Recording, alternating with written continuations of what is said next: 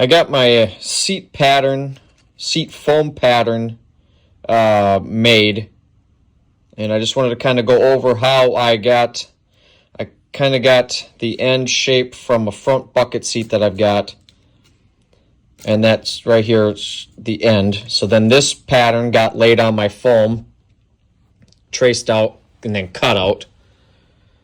But then we don't want that all the way through the seat, and I'll show you that once we get back to the sedan.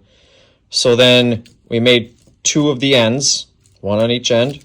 We then cut that piece off the template. Then that left us with our middle template in between this is for the back seat now again, for the middle portion of the seat.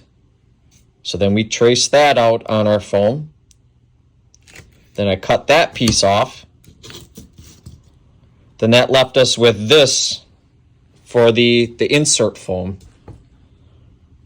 Let me flip that around. But when I had that in the vehicle and sitting on it, I'm sitting a little too high in it. So I decided to make a modification to that. So I cut that piece out. And now what I'm going to do is retrace this onto this foam and then recut this section out. And then I'll show you that once we get it back into the back seat, and I'll show you the rest of the seat.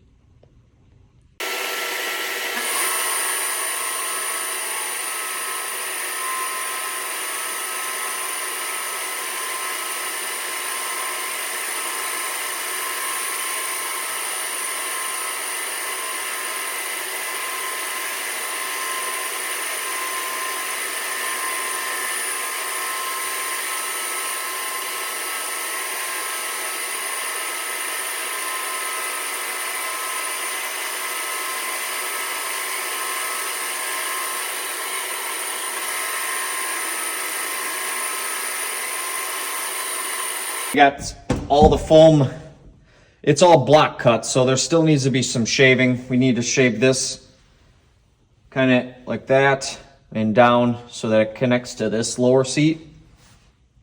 Same with on the sides and the backrest, that all needs to be kind of shaved. Everything needs to be glued yet together, but it's just rough sitting in here after you know, off of those flat templates that I showed you.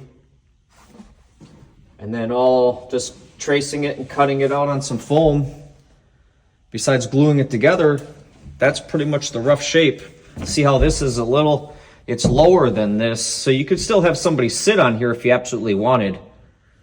But I didn't want it the same contour as this because I want to feel like it's two separate buckets. And this is going to kind of mimic the front seats a little bit. We're going to change the foam a little bit on those and make them a little bit more comfortable versus that stock factory foam. But we're making progress.